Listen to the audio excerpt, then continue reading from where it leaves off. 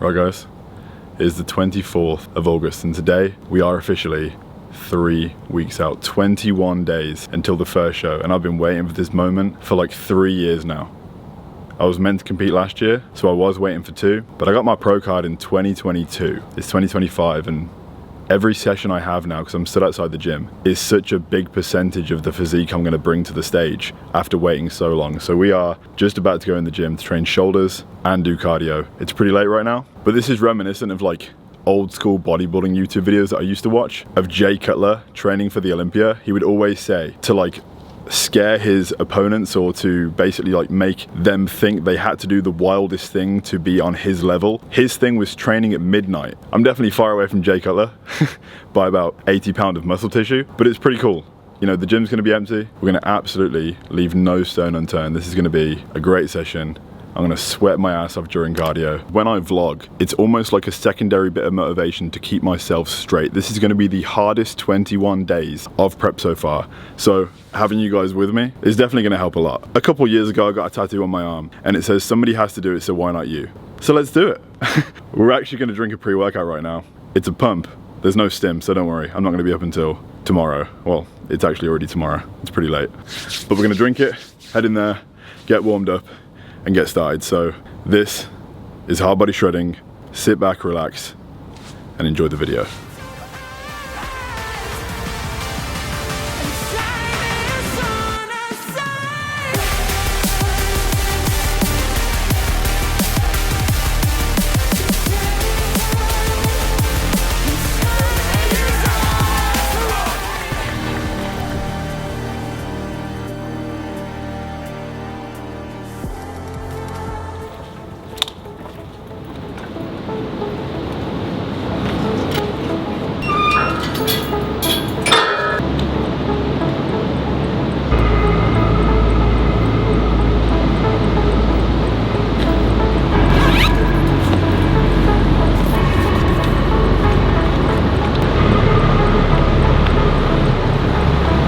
It's so weird being in the gym completely by yourself. Like, it's literally just me and Senna. Like, no one's here. It's a Saturday night and I can't really blame anyone for not being here. Nobody should train at this time, but to be honest, this gives me such a clear mind. Like, this gym right now is like a playground. We're gonna warm up properly now. We can do a little bit of cable work, a little bit of dumbbell work, some side raises to get like blood in the shoulders. I'm spending a little bit more time now warming up than I would on the off season, obviously. This time last year, in about a week and a day, because I tore my shoulder at 13 days out. So in 8 days time, that's practically when it happened. We're doing it properly this year. We're staying hydrated, we're taking peptides, and we're warming up properly. So we're gonna get this done and then probably start with some kind of like heavier side raise.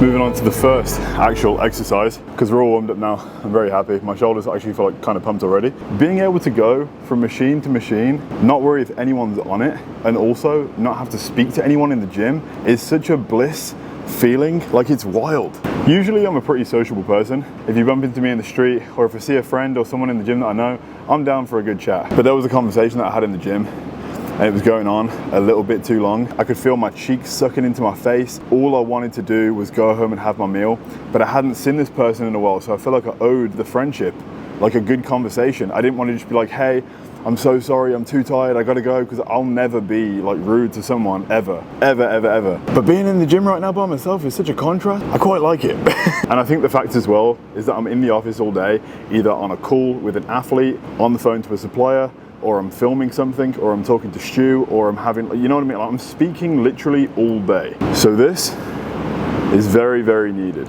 to focus, to lock in to this hammer strength lateral raise that we're gonna absolutely demolish 5 sets of.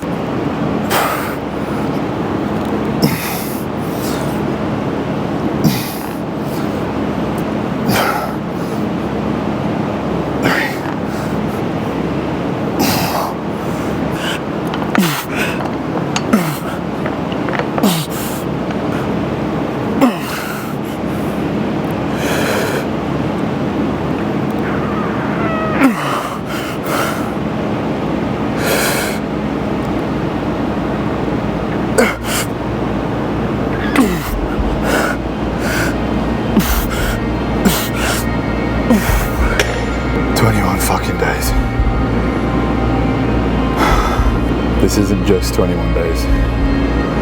This is 12 years. Fuck it, we're going heavier.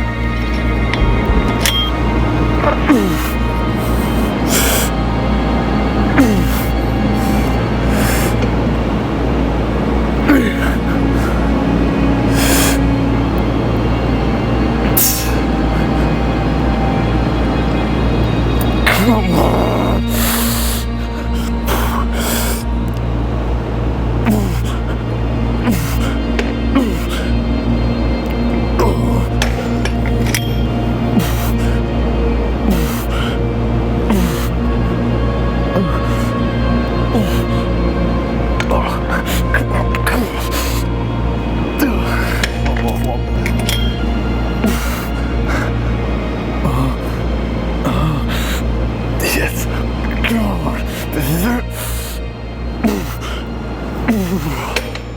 Oh my god. Even though the fans are on, it's pretty warm. It's been a really hot day today.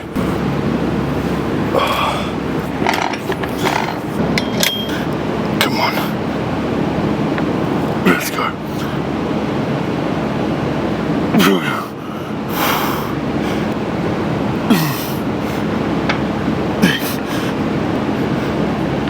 Yeah.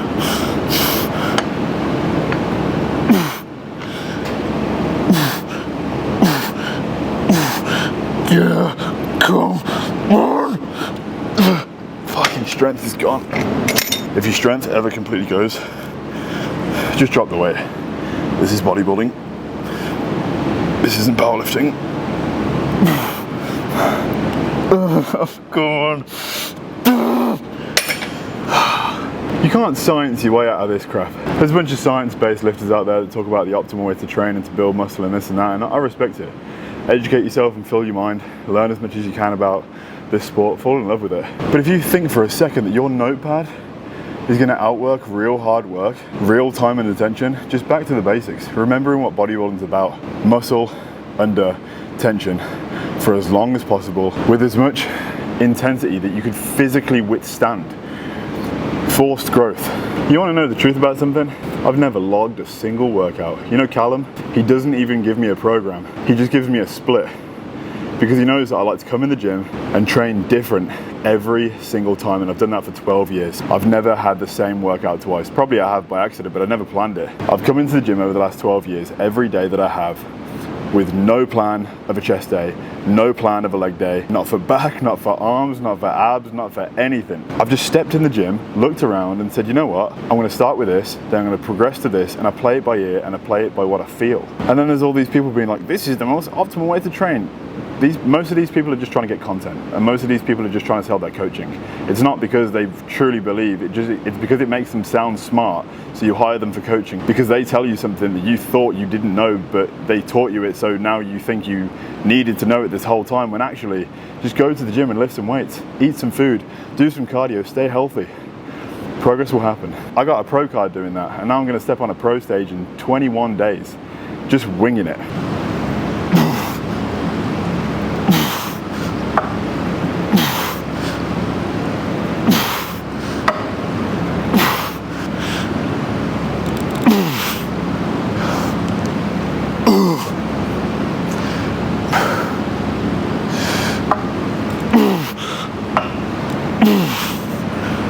Okay, that's a good weight to be honest. 17.5, it's not too heavy, but it's not too light.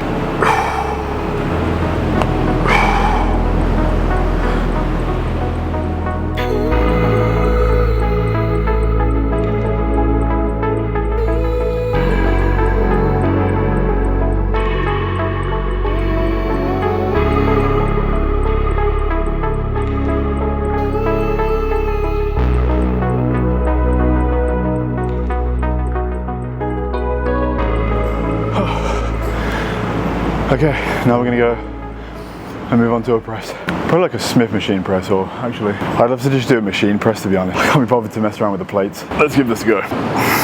Go a bit heavier. You know, it all depends how it feels. Everything in this gym is hammer strength. Like everything. I kind of wish there was some like Nautilus or, you know, just good shit. Nah, this is crap. I hate this machine. You know what? We didn't get this far saying, oh, I can't be bothered to lift the weights, I'm gonna do the machine press. Let's get some freaking plates.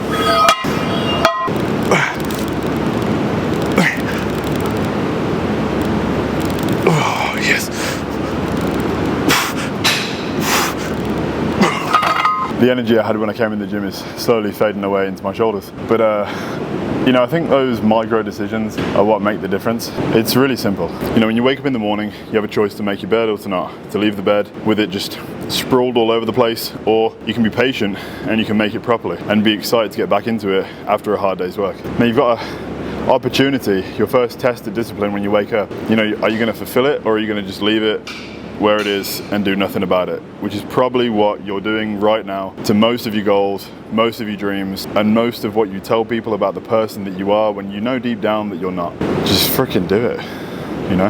I know this is more of a podcast than a workout, but I hope you're enjoying the video. If you are, make sure to drop a like and subscribe if you're new. Obviously, when you're on prep, you're on this short journey. It's like a burst of motivation. So you're locked in every day, and that's why I love it so much. But there's also an aspect of building a business, building a company. On September 29th, Hardbody's 5 years old.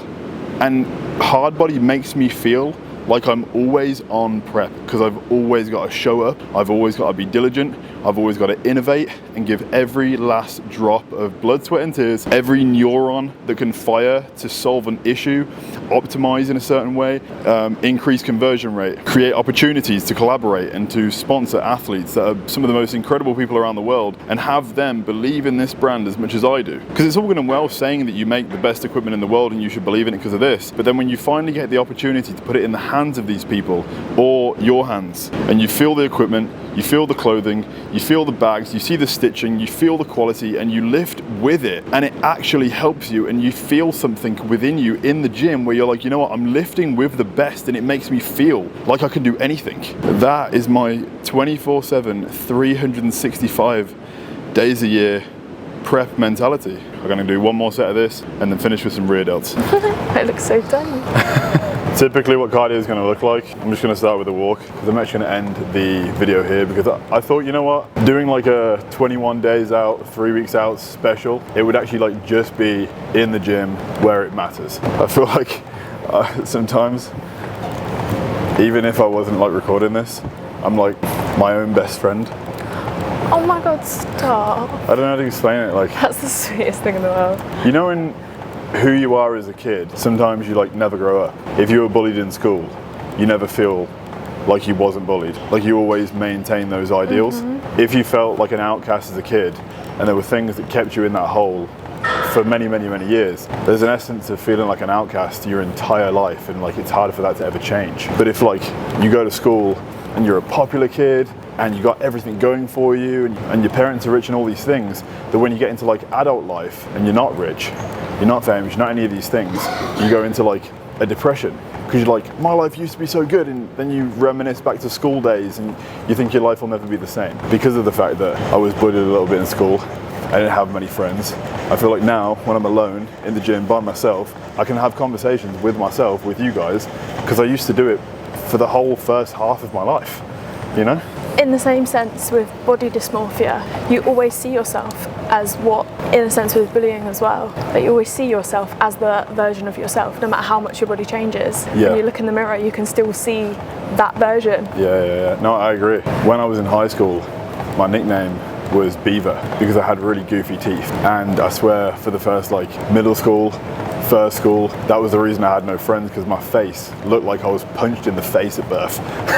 Because my teeth were like hanging out my mouth. To be honest, I wouldn't want to be my own friend. You can't say that. Nevertheless, I think sometimes it is really, really important to like not lose that part of yourself. You know, don't lose what makes you who you are. So how was your workout? It's fantastic. Yeah? Thank you, yeah. 4 exercises on back. It was great. 2 for shoulders. So just like a general like upper, and I took some content as well. Oh, because you're an influencer. I just have an influence. Actually, the last video where we were in these exact treadmills. This is actually how we started our first video. We're here with Senna. We're getting some steps in. 1 minute left here. It doesn't even want to find my face. That's so heavy. It was. Right here. Literally right here. That was mine and Senna's first session together. Oh, how things have changed. Definitely wasn't at 3 here. On the topic of you saying you're an influencer, me and Senna had a conversation last night about like, you know, sharing our lives, and like how weird it is that like you choose to pick up a camera and share so much of your fitness journey because you want to like document your body changing and like hopefully inspire other people to do the same. But I thought back to like when I originally started making videos, like I've been filming random things since I was 13. It's snowing at the start of spring, so I thought I'd take advantage of the situation and have a play in the garden.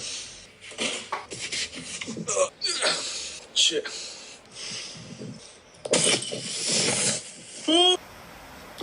And I've never really thought of myself as an influencer. I said last night that I was a professional life documenter. I just like started recording things when I was a kid to just like remember parts of my life because of what I just referenced about being bullied as a kid.